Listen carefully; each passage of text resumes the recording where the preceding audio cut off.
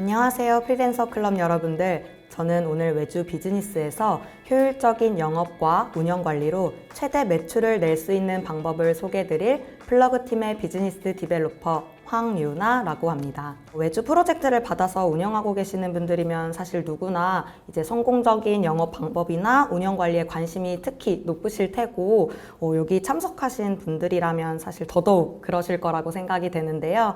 하지만 제가 오늘 이 웨비나를 준비한 이유가 그렇듯이 대부분 외주사 대표님들 그리고 또 운영자분들께서 어떤 전략을 세워야 또 성공적으로 영업하고 운영할 수 있는지에 대해서 조금 모호해하시곤 하더라고요. 그래서 제가 오늘 이 웨비나를 통해서 하나하나씩 방법과 전략을 소개해드리고 마지막에는 활용할 수 있는 효과적인 툴까지 소개해드려보고자 합니다. 오늘의 목차는 크게 3개의 파트로 진행될 예정입니다. 첫 번째 파트에서는 이제 여러분들이 가장 궁금해하실 효율적으로 매출을 높이는 방법에 대해서 말씀드릴 예정이고요. 두 번째 파트에서는 안정적으로 성장하는 방법, 그리고 마지막 세 번째 파트에서는 효율적인 업무 환경을 갖추기 위해 사용하면 좋을 업무 툴들을 추천해 드리도록 하겠습니다. 네, 먼저 첫 번째 파트는 효율적으로 매출 높이기입니다. 효율적으로 매출을 높이기 위해서는 이제 명확한 목표 설계와 또 트래킹이 이루어져야 하는데요. 바로 매출 목표를 설정하고 이를 달성하기 위한 계획을 세우는 것이야말로 최대 매출을 내는 첫걸음이기 때문이에요. 이 과정을 따르기 위해서는 몇 가지 단계들이 있어요. 우선 가장 먼저 현재 매출 상태를 정확하게 파악을 해야 하고 이를 기반으로 현실적이고 구체적인 매출 목표를 설정해야 합니다. 그 다음에는 이제 이 목표를 달성하기 위한 전략을 구체화하고 또 이제 실행에 옮기셔야 하는데요. 이때 단순히 전략을 설계하는 것만 중요한 게 아니라 그 효과를 추적하고 또 이렇게 평가하면서 트래킹하는 것이 중요합니다. 이 과정 속에서 제가 진행 인식 매출과 또 파이프라인 설계하는 방법에 대해서도 더 자세하게 설명드리도록 하겠습니다.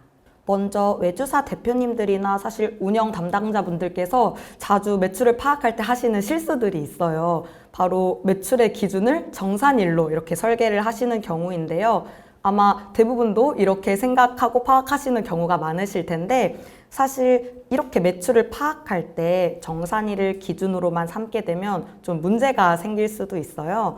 왜냐하면 사실 정산일은 돈이 들어오는 날짜일 뿐이지 프로젝트를 실제로 진행한 날짜가 아니거든요. 그래서 이 정산일과 매출 기여일에는 분명 차이가 있습니다. 먼저 정산일은 이 수익이 정산되는 날짜, 즉 실제로 돈이 송금되거나 지불되는 날짜이고 매출 기여일은 프로젝트를 시작하고 또 일을 수행하기로 한 날짜예요. 그래서 사실 실제로 프로젝트를 진행하시면 아시겠지만 예를 들어 프로젝트를 시작하기 전에 정산이 이미 이루어졌다면 실제로 프로젝트를 진행하는 기간임에도 불구하고 돈이 들어오지 않게 되거든요. 그래서 이렇게 매출을 정산일로만 보면 프로젝트가 이제 어떤 기간에 얼마의 금액을 기여했는지 알기가 조금 어려워지는 상황이 발생하게 됩니다. 그래서 저희는 정확한 이 매출 현황을 파악하기 위해서 진행 인식 매출을 계산해야 하는데요. 진행 인식 매출은 프로젝트가 이제 진행되는 동안 발생하는 그 매출을 의미합니다. 이 진행 인식 매출을 통해서 지난 기간 동안 어떤 프로젝트가 이제 어느 정도의 매출 이 비중을 차지하고 있는지 그리고 미래의 예상 매출은 얼마인지 이런 것들을 파악할 수 있는데요. 외주 에이전시들은 아무래도 프로젝트가 이제 진행되는 동안 발생하는 매출을 추적하고 또 이제 관리하면서 비즈니스 상황을 파악해야 되잖아요. 그래서 이렇게 목표를 설계하기 전에 이제 각 프로젝트별로 각 월에 얼마의 금액을 기여하고 있는지 이제 진행인식 매출을 계산해야 합니다. 그래서 제가 진행인식 매출을 계산하는 방법에 대해서 잠깐 설명드려보면 다음 이제 화면에 보이시는 것처럼 총 계약금이 450만 원인 프로젝트를 6월부터 시작해서 7월 15일까지 이제 총 45일간 진행을 한다고 했을 때 1일 정산금은 계약금 나누기 총 프로젝트 일수, 그래서 450만 원 나누기 45일로 총 이제 10만 원이 됩니다. 근데 이때 이제 1일 정산금 곱하기 각 월별 투입된 일수를 계산하게 되면 이제 해당 월에 기여한 매출을 알 수 있는데요. 그랬을 때 1일 정산금이 이제 10만 원이었으니 6월은 30일이니까 이제 300만 원, 7월은 15일로 150만 원 이제 기여되었다고 볼 수 있겠죠. 그래서 오늘 이제 마지막 파트에서는 제가 이 진액 인식 매출을 자동으로 좀 편하게 계산할 수 있는 방법에 대해서 그런 툴도 소개를 해드릴 테니까 끝까지 집중해서 들어봐 주시면 감사하겠습니다. 네, 이렇게 진행 인식 매출을 기반으로 정확하게 매출 목표를 설정하셨다면 각 월별 목표 매출 금액을 설계하고 이제 그 달성 여부도 정확하게 확인을 할 수가 있어야 되는데요. 금액으로 목표를 명확하게 계산할 수 있기 때문에 목표를 달성하지 못한 기간을 파악할 수도 있고, 그럼 이제 뭐 그 기간은 목표 달성을 위해서 추가로 영업을 한다든지 아니면 달성을 위한 전략을 세울 수도 있게 됩니다. 그러므로 이제 수주할 프로젝트 기간은 조금 더 명확해지게 되고요. 더 나아가서는 실제로 정산금을 많이 받은 날이어도 내가 정산금을 받지 않은 다른 달에 이제 업무가 많은 거를 미리 파악해서 현명한 자금 사용을 계획할 수 있게 되는데요.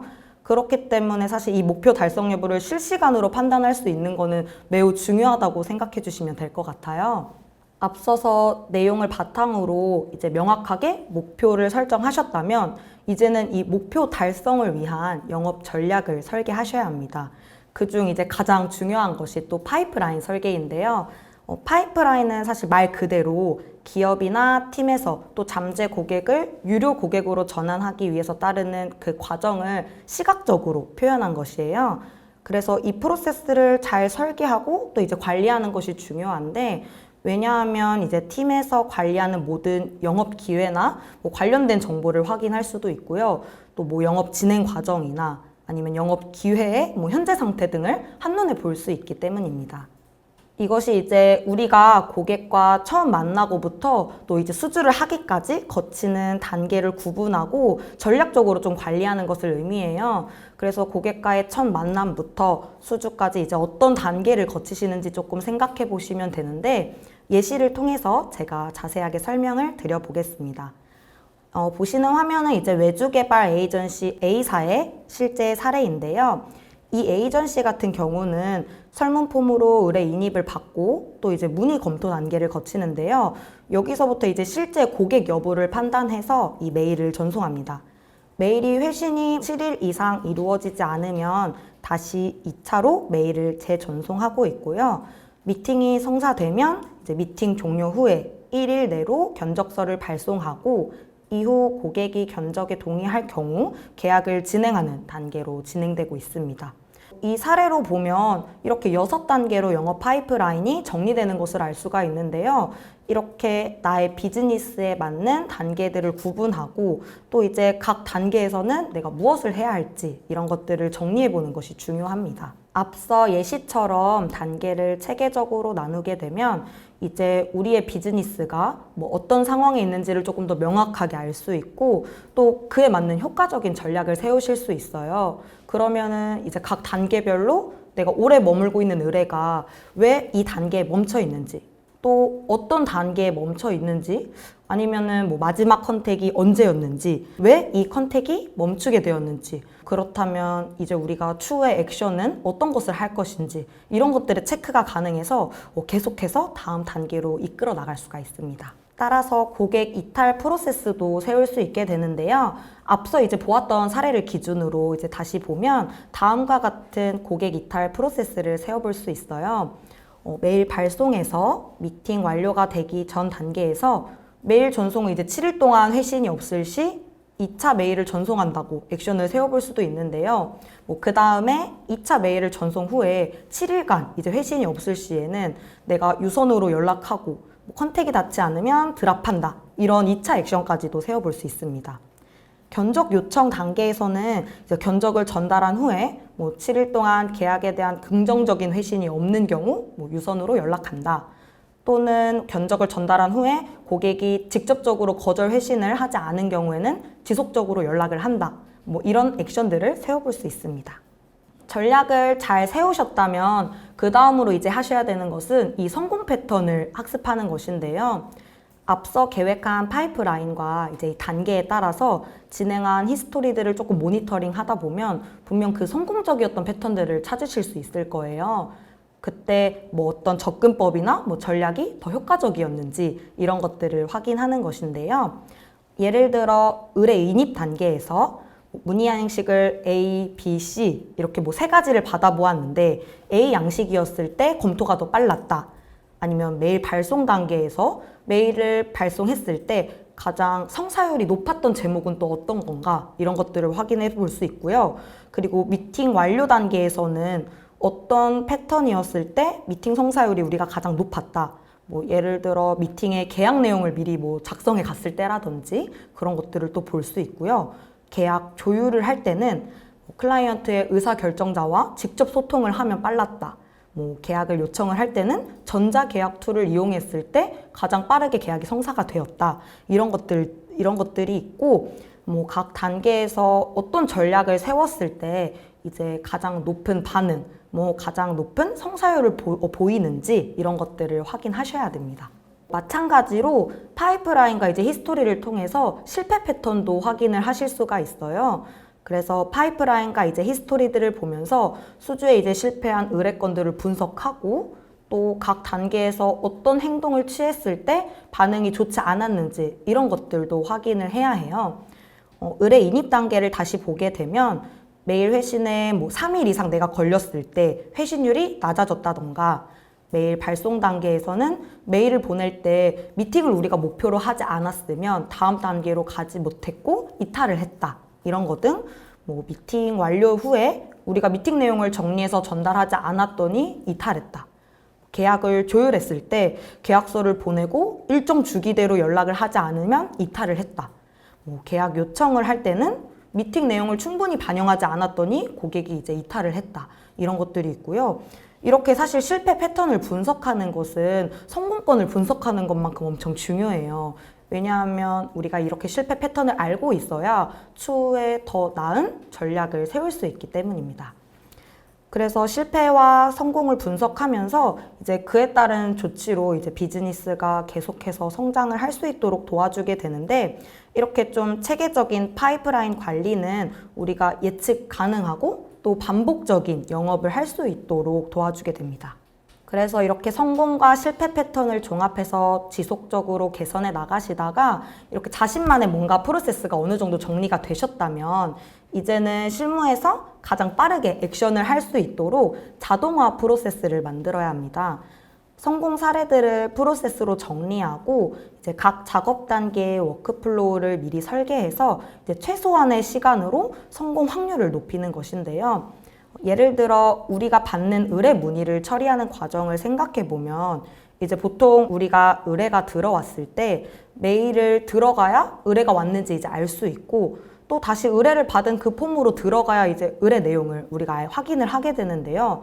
이거를 자동화시키게 되면 의뢰 문의가 이제 도착했을 때 우리가 사용하는 협업 툴만을 통해서 바로 문의 내역을 알람을 받고 그 내용을 바로 빠르게 확인해서 이메일 템플릿 툴을 통해서 바로 메일을 발송할 수 있게 됩니다.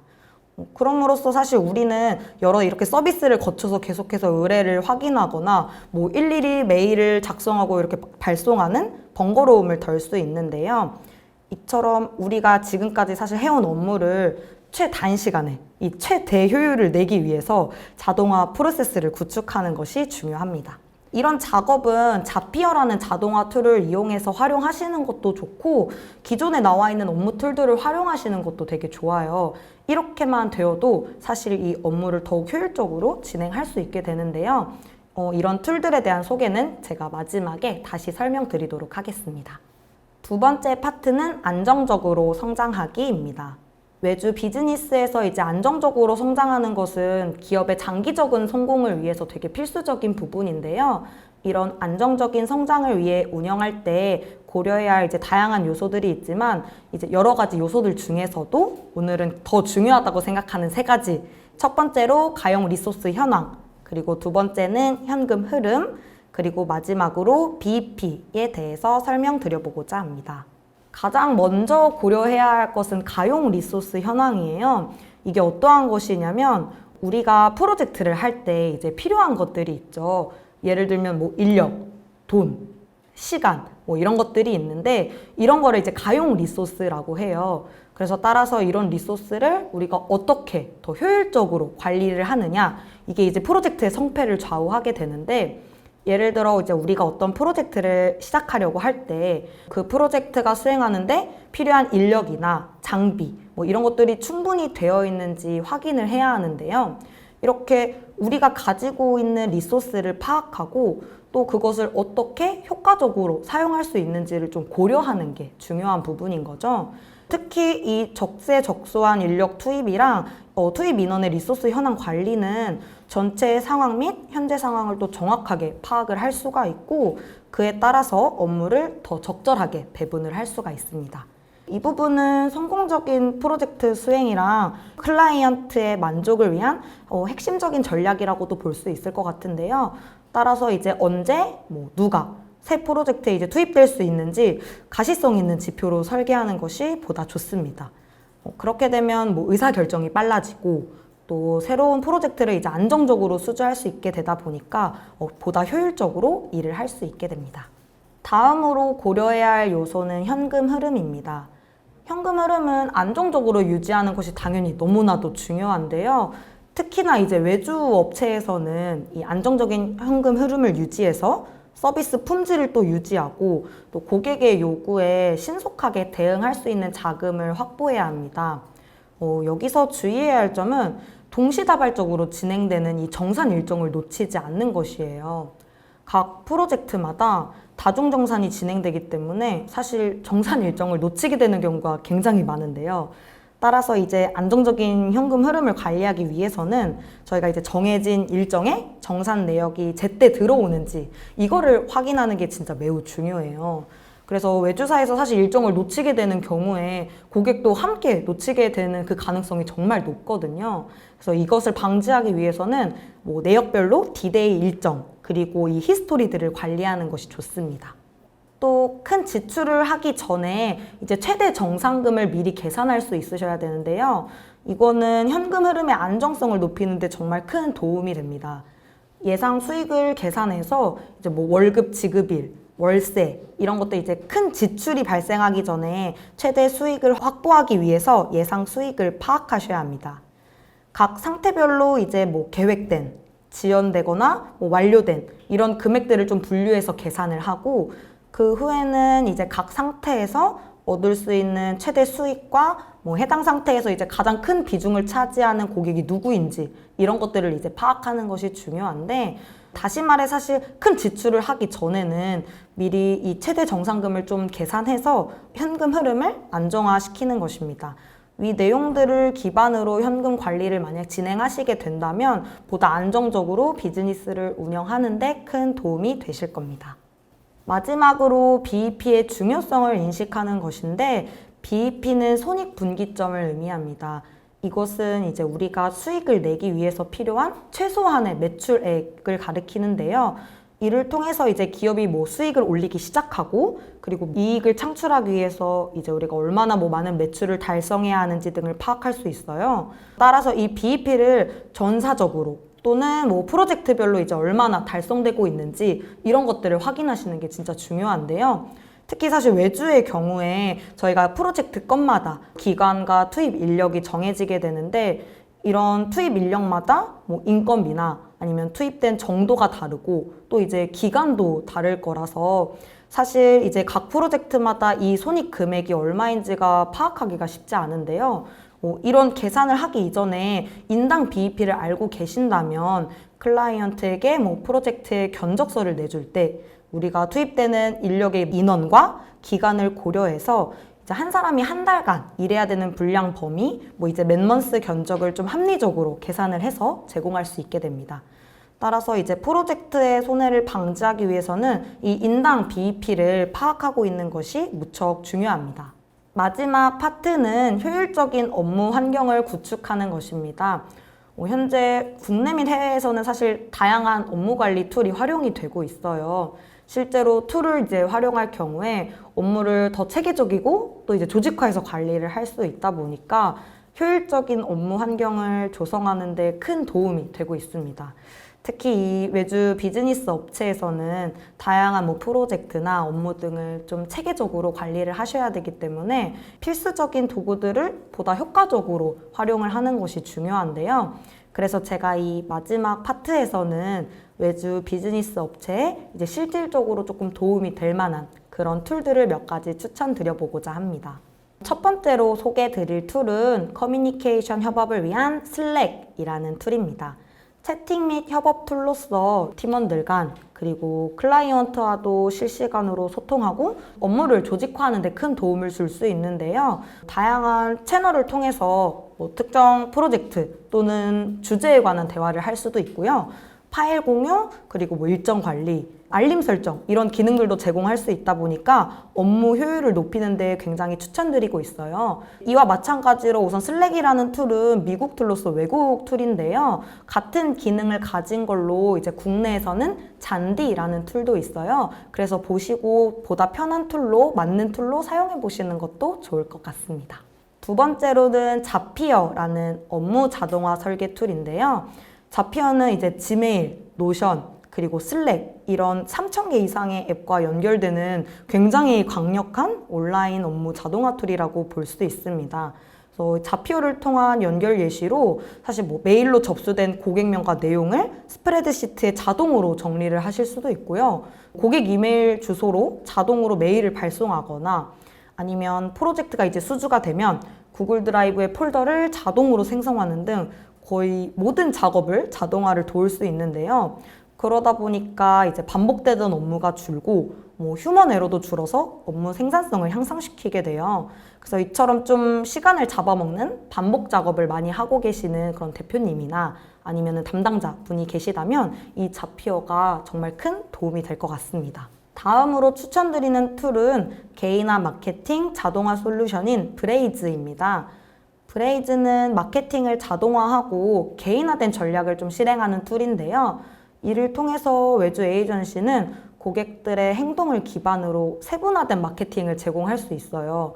예를 들어 고객의 관심사나 아니면은 구매 이력 이런 것들에 따라서 메시지를 자동으로 발송해서 좀 상호작용을 증진시킬 수 있다 보니까 업무 효율 향상은 더불어서 고객과의 상호작용으로 이제 최적화해서 그 브랜드의 가치를 향상시킬 수 있습니다. 마지막으로 추천드리는 툴은 플러그라는 외주 운영 관리 툴입니다. 영업 관리부터 정산, 리소스 관리까지 이제 외주 에이전시에 최적화되어 있어서 가장 추천드리고 싶은데요. 조금 더 자세하게 소개해 드려보도록 하겠습니다. 앞서 제가 영업 전략을 설계하기 위해서는 이제 파이프라인을 설계해야 된다고 말씀을 드렸었는데 플러그를 사용하다 보면 보다 간편하게 업무의 이제 각 단계를 구조화할 수도 있고 그리고 가시성 있는 보드를 통해서 이 파이프라인을 관리하실 수 있습니다. 또 각 단계별로 의뢰건의 상태를 좀 손쉽게 파악할 수 있는데 이렇게 되면은 자동으로 의뢰 기간을 또 체크해주는 기능이 있는 툴을 활용하면 업무의 효율성을 더욱 향상시킬 수 있습니다. 그렇게 되면 이제 아무래도 자연스럽게 각 의뢰건별로 어떤 히스토리가 있었는지 이런 것들을 파악해서 다음 단계로 넘어갈 수 있는 액션까지 이제 쉽게 계획을 할 수 있게 되겠죠. 무엇보다 제가 앞에서 소개드렸던 그 자피어와의 연동이 가능하기 때문에 플러그에서도 영업 워크플로우를 자동화시킬 수 있는데요. 보고 계신 것은 각 비즈니스에서 이제 생성한 단계를 옆으로 옮기기만 했을 때 세팅할 수 있는 예시들이에요. 해당 고객에게 구글 메일이 자동으로 발송이 되고 또 노션에 설정한 이름으로 페이지가 생성되고 구글 드라이브에 해당 프로젝트 폴더가 자동으로 생성되고 이런 것들처럼 일일이 이제 담당자들이 직접 처리해야 했던 이런 반복되는 업무들을 자동화할 수 있습니다. 뿐만 아니라 이제 계약과 정산 관리도 효과적으로 하실 수 있는데요. 계약별로 다중 정산이 한 번에 생성이 되고 또 정산건별로 일정도 자동으로 체크를 할 수 있어요. 그러다 보니까 이제 복잡한 단계가 줄고 더 정확하게 정산을 할 수 있게 됩니다. 또 대시보드를 통해서 앞서 설명드렸었던 그 기간별 수익 금액과 현금 흐름에 대한 인사이트도 손쉽게 얻으실 수 있습니다. 그리고 무엇보다 다들 정말 번거로워 하시는 부분 중에 하나라고 생각이 되는데요. 세금 계산서에 대한 부분입니다.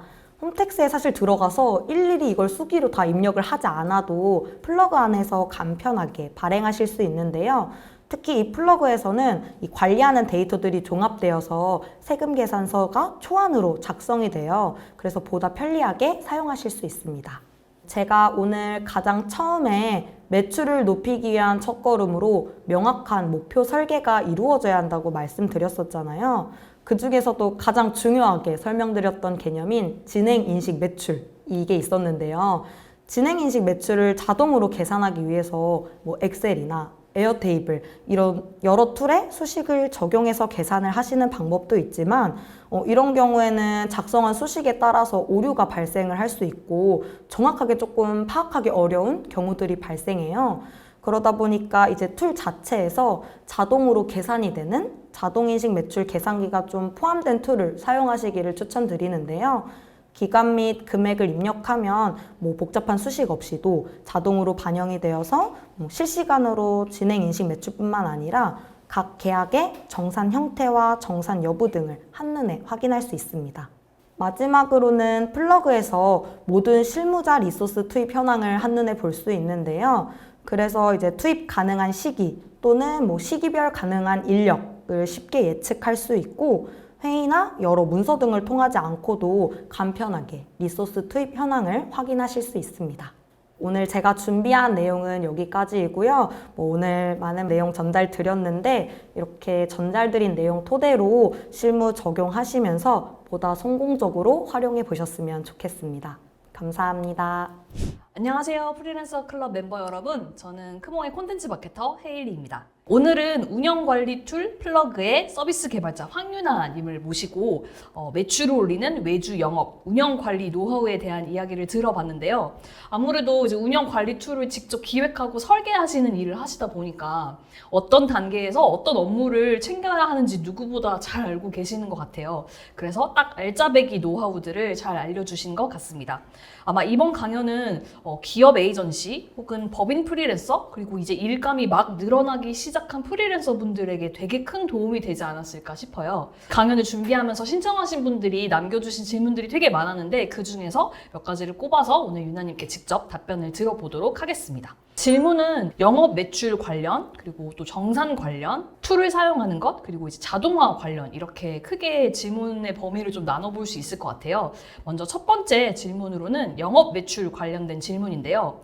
영업 파이프라인이 중요한 이유는 무엇인가요? 라고 여쭤보신 분이 계셨습니다. 영업 이 파이프라인은 한눈에 이제 현재 상황을 좀 실시간으로 파악할 수 있는 중요한 도구이기 때문인데요. 이 파이프라인을 통해서 잠재 고객을 찾고 또 이제 검증하고 그리고 진행 상황을 좀 추적하면서 기대치를 관리할 수 있어요. 그래서 판매 효율성을 높이게 되고 장기적으로는 이제 시간과 비용을 절약할 수 있습니다. 특히 파이프라인을 잘 구축해 두게 되면 리드를 조금 비용 효율적으로 식별할 수 있어서 마케팅 아니면은 판매, 지원 이런 측면에서 비용과 노력을 좀 줄일 수 있고요. 또 각 이제 상태의 전환율을 계산해서 목표치를 세우고 개선해 나갈 수 있는 재료로도 활용할 수 있습니다. 저는 궁금한 게 파이프라인이 어쨌든 매출을 올리고 고객을 관리하는 데서 되게 중요한 역할을 하는 거잖아요. 그럼 이 파이프라인은 뭔가 그냥 지금 상태에서 바로 계획을 세워서 파이프라인을 만드는 게 중요한가요? 아니면 어느 정도의 고객들을 좀 만나고 내가 시행착오를 겪은 다음에 경험을 바탕으로 이렇게 만드는 게 더 좋나요? 사실 저는 당연히 계획을 세우면서 이 파이프라인은 단계가 변화하겠지만 약간의 기본 단계, 지금 내가 현재 이 서비스 고객을 받으면서 수주할 때까지의 그 어림잡아 제가 예시로 말씀해 드렸던 것처럼 그걸 한번 파악해서 단계를 설계를 해두고 지금 또 헤일리님께서 말씀해 주신 것처럼 끊임없이 고객들을 만나고 직접 해서 그 파이프라인을 진행시켜 나가면서 계속해서 조금 이걸 수정하고 수정하는 단계들을 거치기를 추천드립니다. 그러면 어쨌든 한 명이라도 뭔가 고객을 만나서 그 설계 단계를 한번 정해보고 이제 정한 다음에 계속해서 새로운 고객들을 만나면서 계속 발전시켜 나간다라고 생각하면 되겠네요. 네네, 맞습니다. 네. 파이프라인에 대해서 되게 좋은 답변을 남겨주셨고 그 다음 질문은 두 개가 조금 연결이 되는 것 같아요. 먼저 첫 번째는 고객과 미팅을 하면 그래도 계약이 성사될 가능성이 되게 높은데 미팅까지 가는 확률이 좀 낮은 것 같대요, 이분은. 그래서 들어온 의뢰를 수주하거나 아니면 콜드메일을 통해서 어떻게든 좀 미팅까지 성사시킬 수 있는 노하우가 있는지 궁금해하셨습니다. 사실 좀 이거는 노하우라기보다 제가 아까 앞에서 강의에서 말씀드렸던 것처럼 이제 나만의 파이프라인을 구축해서 이 의뢰가 들어온 순간부터 또 수주하는 그 과정까지 체계적으로 관리를 하는 게 중요해요. 그래서 고객과 그 프로젝트를 종료하기 전까지 이제 모든 단계들을 조금 철저하게 추적하면서 예를 들어 이제 계약 성사 직후에 바로 내가 통화를 했더니 미팅이 잘 성사되었다. 이런 성공 경험들을 이제 그 외에 또 다른 실패 경험들과 합쳐서 이제 나의 비즈니스에 맞는 그런 효과적인 전략을 구상하는 것이 중요합니다. 그리고 그 콜드메일 같은 경우는 아무래도 조금 개인화된 메시지를 보내는 것이 중요한데요. 최대한 좀 간결하고 또 눈길을 끄는 그런 제목을 선택하되 아무래도 고객이 좀 궁금해 하실 만한 그런 내용과 어려워할 만한 좀 내용들을 빠르게 조사해서 그에 맞는 서비스를 제공해 줄 수 있습니다. 또 더불어서 고객의 행동을 조금 명확하게 이 행동 요구를 해주는 것도 좋고요. 이때 좀 메일을 자동화하면 메일의 성과를 보다 효과적으로 모니터링을 할 수 있고 그에 따라서 좀 고객 반응에 맞는 전략을 이끌어낼 수도 있어서 좀 추천드리고 있습니다. 그러면 어쨌든 메일이 답변이 나가는 건 자동화를 통해서 최대한 빠르게 나가는 게 좋고 그 메일 내용은 그 고객사에 맞는 커스텀된 내용으로 잘 맞춰서 나가는 게 중요하겠네요. 네, 맞아요. 그래서 사실 이메일 자동화 툴을 사용하는 것도 빠르게 응답하고 저희가 성공된 그 프로세스를 가지고 응대하는 건데 거기에 맞춰서 무조건 막 똑같은 내용을 보내는 게 아니냐라고 할 수 있지만 그만큼 개인 맞춤화가 중요하다고 말씀드리고 싶어요. 그러니까 미팅을 하기 전에 당신이 저와 미팅을 하면 이런 종류의 뭔가 너에게 맞춤된 의견을 내가 줄 수 있을 거야 라는 내용이 들어가는 게 중요한 거겠죠? 네, 맞아요. 그래서 그 고객에 조금 필요한 가치, 그 다음에 원하는 정보 이런 것들을 명확하게 제공하는 게 중요할 것 같습니다. 그러면 어쨌든 의뢰를 수주하는 단계에서 그거를 많이 질문해서 답변을 받아내는 것도 중요하겠네요. 네, 네, 맞아요.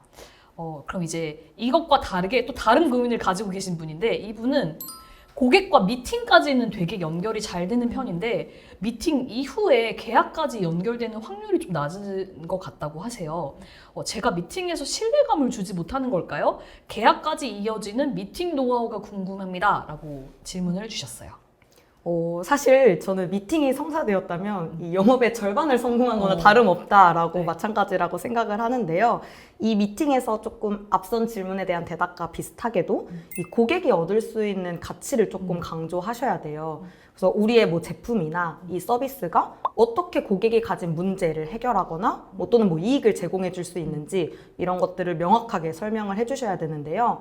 또 단순히 조금 계약을 따내기 위한 그런 미팅이 아니라 최대한 좀 고객이 원하는 게 뭔지 이런 것들을 파악해야 되고 다른 고객들이 어떻게 좀 우리 제품을 사용했을 때 성공 경험 그런 것들을 좀 공유하면서 신뢰성을 입증하는 것도 도움이 될 수 있습니다. 얘기를 듣다 보니까 그런 말이 생각났어요. 내가 주고 싶은 걸 주는 게 아니라 상대방이 받고 싶어 하는 걸 줘야 된다라는 말이 갑자기 이렇게 생각이 났는데, 그러니까 우리 회사는 이렇게 잘났고 우리는 이런 걸 잘해요 라는 거를 막 자랑한다기보다는 지금 고객의 상황이 이러이러하고 그래서 우리는 이러이런 문제를 해결해 줄 수 있는 솔루션을 이런 방식으로 제공해 줄 수 있습니다를 미팅에서 잘 어필하는 거, 이게 되게 중요할 것 같다는 생각이 듭니다. 네. 그럼 이제 다음 질문으로 한번 넘어가 볼게요. 매출이 안 나는 건 아닌데 상승이 아니라 계속 유지만 되는 것 같아요. 물론 유지만 하는 것도 되게 어려운 일이겠지만요. 매출을 이렇게 한 단계 상승을 시키고 싶은데 돈을 좀 써서라도 예를 들면 마케팅 비용이라던가 뭐 매출을 레벨업 할 수 있는 방법이 있을까요? 돈을 쓰실 생각이 있다면 저는 당연히 뭐 마케팅 비용을 늘리는 것도 너무 추천드리고 사실 무엇보다 이런 지식이나 도구 이런 것들에 조금 투자를 하라고 말씀드리고 싶어요. 분명 사람들이 저희 무료로 제공되는 지메일이 있잖아요. 네. 근데 그런 거를 두고도 스티비 같이 이제 유료 이메일 마케팅 툴 이런 것들을 사용하는 데는 분명 이유가 있거든요.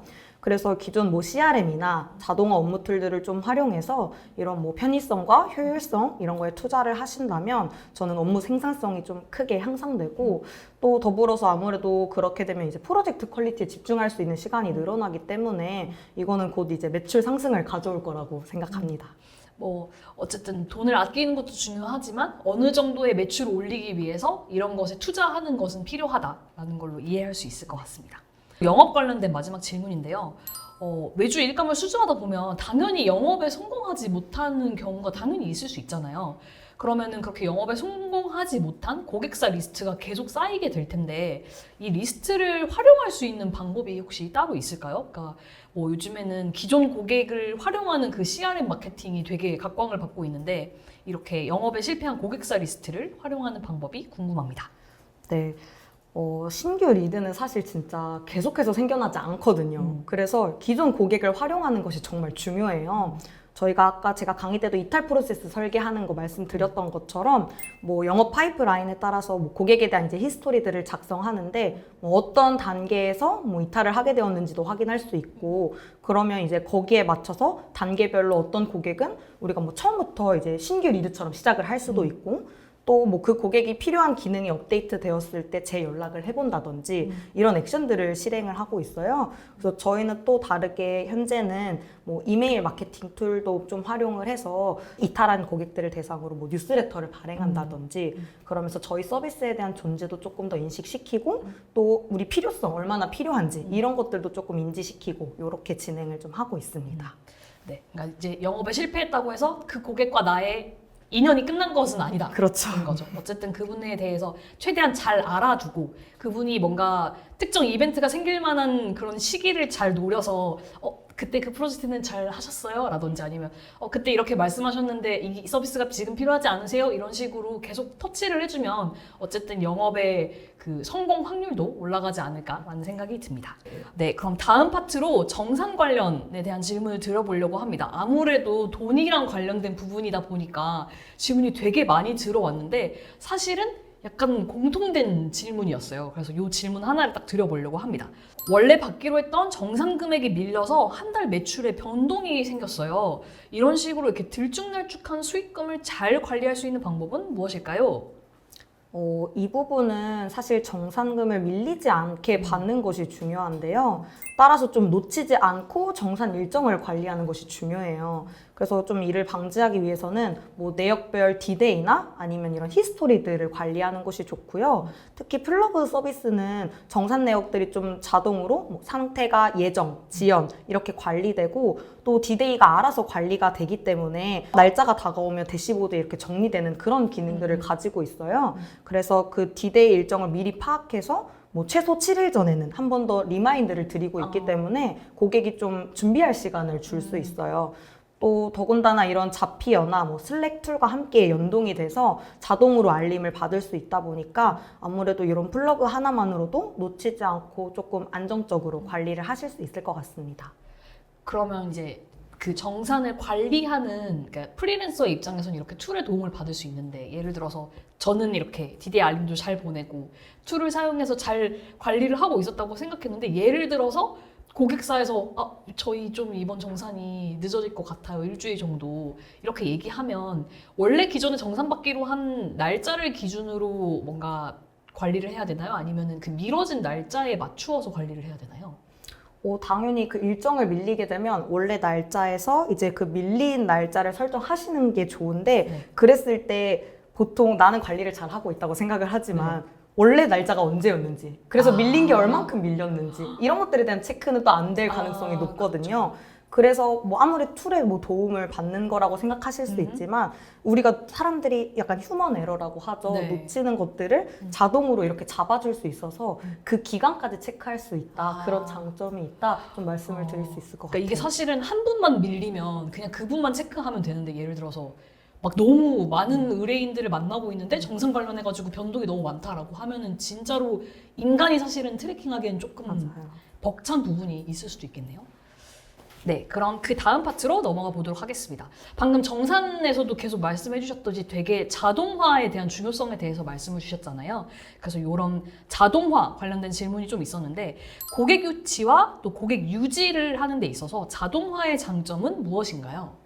사실 가장 큰 진짜 장점은 시간과 비용의 절감 부분이에요.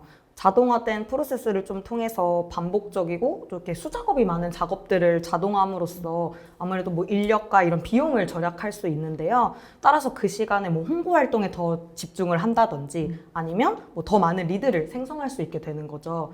그 다음은 이제 휴먼 에러 방지에 대한 부분인데 일일이 조금 수기로 반복해서 생기는 그런 작업들을 자동화 세팅으로 방지를 할 수 있게 되고요.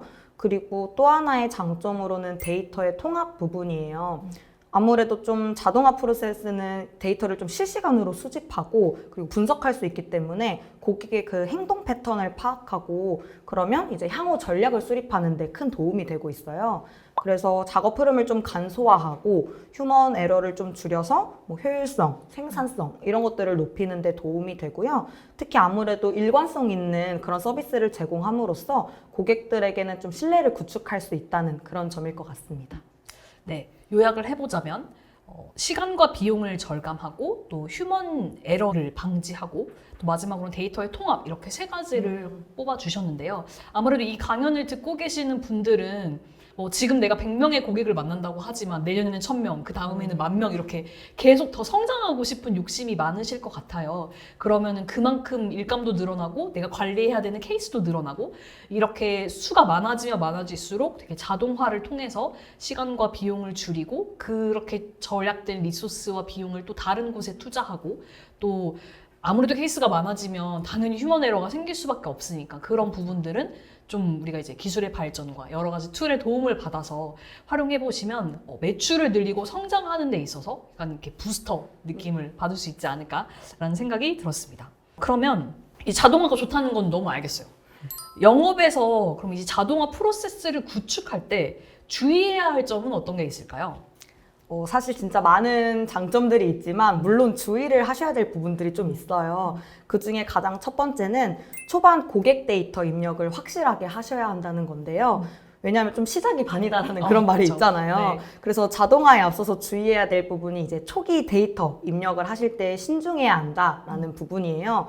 왜냐하면 아무래도 모든 데이터들이 좀 연동이 되기 때문에 부정확한 좀 고객 데이터는 다른 담당자로 하여금 좀 혼동을 불러일으킬 수 있어요.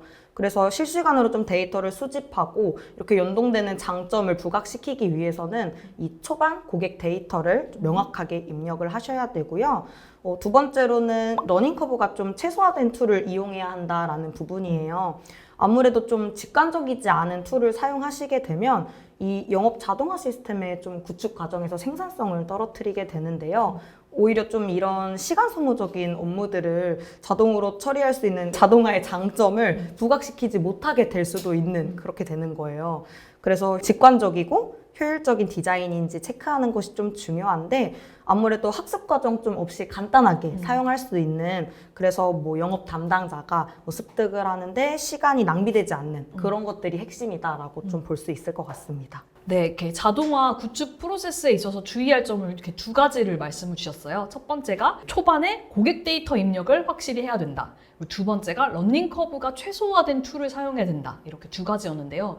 아무래도 이 고객 데이터를 나 혼자만 보는 게 아니라 우리 팀원들, 우리 여러 명의 프리랜서들이 같이 보는 거기 때문에 그만큼 동일한 기준 그리고 동일한 뭔가 방법으로 그 데이터를 입력하는 게 중요할 것 같아요. 그래야 뭔가 같은 데이터를 보고도 다른 생각을 하지 않고 뭐 같은 생각을 해야 좀 더 빨리 달릴 수 있으니까 그래서 이렇게 초반에 데이터 입력하는 게 중요할 것 같고 두 번째가 러닝 커브라는 말이 약간 어렵긴 한데 좀 쉬운 말로 바꿔보자면 어쨌든 이 툴이 내 손에 되게 익어서 빠르게 잘 활용할 수 있는 데까지의 드는 시간이 적은 툴을 고르라는 말씀이신 거죠? 네, 맞습니다. 네. 이게 뭔가 업무를 효율화하기 위해서 툴을 쓰는데 뭔가 배우는데 시간도 너무 오래 걸리고 쓸 때마다 아 이거 너무 어렵다라는 생각이 들면 사실은 그 툴을 쓰는 의미가 없어지는 거기 때문에 좀 여러 가지 툴을 접해 보시고 또 팀원분들과도 같이 툴의 장점과 단점을 좀 공유해서 결정해서 사용하시는 것이 좋을 것 같습니다. 네, 이제 마지막 질문만 남겨놓고 있습니다. 아무래도 그 운영 툴 플러그의 서비스 개발자이시기도 하고 오늘 이제 막 슬랙이랑 자피어 같은 다양한 툴에 대해서도 소개를 해주셨는데 그래서인지 이제 툴 관련된 질문도 조금 들어왔어요. 첫 번째 질문이 요즘에는 너무 많은 사스 툴이 있어서 선택하는데 어려움이 많습니다. 일단 질문해주신 분이 사스 툴이라고 했는데 간단하게 사스 툴이 뭔지 한번 설명해 주실 수 있을까요? 말 그대로 우리가 프로그램에서 이용하는 서비스 도구 같은 거라고 생각하시면 될 것 같아요. 조금 더 뭐 편하게 사용할 수 있게 시스템적으로 사용하는 도구인 것 같습니다. 네, 이제 사스 툴에 대한 질문인데 현 상황에 맞는 툴의 개수와 비용 등은 어떻게 결정할 수 있을까요? 뭐 예를 들자면 한 달 매출의 10% 정도는 툴 사용비로 나가도 괜찮다. 뭐 이런 식의 기준 같은 게 궁금하신 것 같습니다. 사스 툴을 사실 통해서 업무 생산성을 향상시키는 거는 좋지만 이때 좀 불필요한 사스가 늘어나는 것을 조심하셔야 되는데요. 사실 툴의 개수는 적게 사용하면 적게 사용하실수록 좋습니다. 툴이 늘어날수록 데이터가 좀 흩어지고 통일되지 않다 보니까 업무 효율이 떨어지기 때문이에요. 대신 시중에는 좀 오버스펙, 과하게 기능들이 많은 이런 툴들이 좀 많기 때문에 무조건 기능이 많은 툴을 선택을 하시기보다 우리의 비즈니스 좀 목표, 이렇게 우선순위 이런 것들을 가장 먼저 고려하신 다음에 딱 필요한 기능, 그리고 현 예산 이런 것들에 고려하셔가지고 결정을 하시면 좋을 것 같습니다. 되게 툴은 적으면 적을수록 좋다는 말이 되게 의외였어요. 왜냐면 뭔가 많이 사용하면 사용할수록 좋을 것 같은데 어쨌든 나한테 딱 필요한 것만 핵심적으로 고르는 게 중요한 것 같고 좀 관련해서 저희는 소규모 업체인데 업무 툴을 꼭 써야 할까요? 라는 질문을 주셨어요. 저는 이런 사스 업무 툴들을 좀 잘 활용하는 거는 그만큼 그 비즈니스의 경쟁력을 키우는 것이라고 생각하는데요. 많은 분들이 뭐 대기업이나 뭐 스타트업이나 이런 CRM 툴이 필요한 거 아니냐 뭐 이렇게 생각을 하실 수도 있는데 오히려 좀 규모가 작은 기업일수록 다양한 업무들을 수행해야 돼서 이렇게 좀 여러 과제들을 해결할 수 있는 솔루션이 필요하다고 생각을 해요. 그래서 특히 좀 고객 데이터를 관리하고 개인화된 서비스를 좀 제공할 수 있고 뭐 세일즈 및 마케팅 이런 활동에도 좀 최적화할 수 있는 솔루션을 사용하면 좋은데 여기서 중요한 거는 위에서도 말씀드렸지만 뭐 비용, 기능 이런 것들 이제 여러 가지를 충분하게 고려를 하셔서 적합한 툴을 사용하시면 훨씬 좋을 것 같다고 생각합니다. 오히려 소규모 업체일수록 1인당 맡은 역할이 많기 때문에 이럴수록 툴의 도움을 좀 받으면 좋을 것 같다라는 답변으로 이해해 주시면 좋을 것 같습니다. 이제 제가 강연을 들으면서 저도 들어본 툴이긴 하지만 써보지 않은 툴에 대해서도 이렇게 막 소개를 해주셨는데 그런 예를 들면 자피어 같은 툴 같은 경우에는 막 좀 개발 지식이 있어야 사용이 가능한가요? 아니요. 우선은 저 역시도 개발 지식이 그렇게 많지는 않은데요. 네. 비개발자분들도 또 쉽게 사용할 수 있는 툴이다 보니까 한번 이 흐름을 조금 이해하고 나면 충분히 개발에 대한 이해가 없어도 얼마든지 적용을 하실 수 있습니다. 아마 나 이거 개발 못하는데 난 저 툴 쓸 수 있을까 좀 걱정하셨던 분들은 그래도 이렇게 한번 체험이라든지 아니면은 어떤 식으로 툴이 운영되는지를 알아보시고 본인한테 맞는 툴을 찾는 것도 좋을 것 같습니다. 그래서 이렇게 4가지 파트로 질문을 한번 드리고 답변을 받아봤는데요. 만약에 여기서 뭔가 해결이 되지 않은 질문이 있다라고 하시면 유튜브 댓글에 남겨주시면 이렇게 BD님께서 친절하게 댓글을 남겨주시기로 하셨으니까 뭔가 해결이 되지 않는 질문이 있다면 편안하게 남겨주시면 좋을 것 같습니다. 그리고 이제 질문 파트가 끝났으니까 오늘 저희가 강연에 참여해주신 분들을 위해서 준비한 혜택이 있다고 합니다. 저 사실 이렇게 저희가 혜택을 강연 참가자분들께 드린 경우가 사실 잘 없었는데 먼저 마케팅 수신 동의를 해주신 분들께는 첫 번째 강연 요약 자료, 그리고 두 번째는 자피어와 플러그 자동화 공략집, 그리고 세 번째는 효율적인 운영 관리를 위한 자동화 컨설팅 및 자동화 세팅 무료 지원을 해드립니다. 저희가 강연 이후에 만족도 조사 발송해드리고 있으니까 의견 남겨주시면 좋을 것 같습니다. 그리고 크몽 전문가분들 위해서 이렇게 플러그에서 또 혜택을 준비해 주셨다고 해요. 뭔가요? 네, 저희가 이제 크몽 전문가분들께서 1개월 플러그를 결제를 해주시면 추가로 또 이제 1개월을 이용기간을 제공해 드리려고 합니다. 네. 플러그 같은 경우에는 기능의 일부는 무료로 사용을 하실 수 있다고 해요. 그래서 한번 무료로 사용을 해보시면서 이게 정말 우리 에이전시 혹은 나에게 맞는 툴인지 필요한 툴인지를 한번 확인해 보시는 것도 좋을 것 같습니다. 이렇게 오늘은 기업 에이전시 또 법인 프리랜서 넘쳐나는 일감 관리가 어려운 프리랜서 분들을 위해서 효율적인 영업 그리고 운영 관리법을 알아보았습니다. 계속해서 성장하는 프리랜서라고 하면 더 쉽고 편하게 매출을 올릴 수 있도록 오늘 강연 내용을 잘 참고해 주시면 좋을 것 같습니다. 그럼 여기서 유나님과 함께 강연 마무리하도록 하겠습니다. 감사합니다.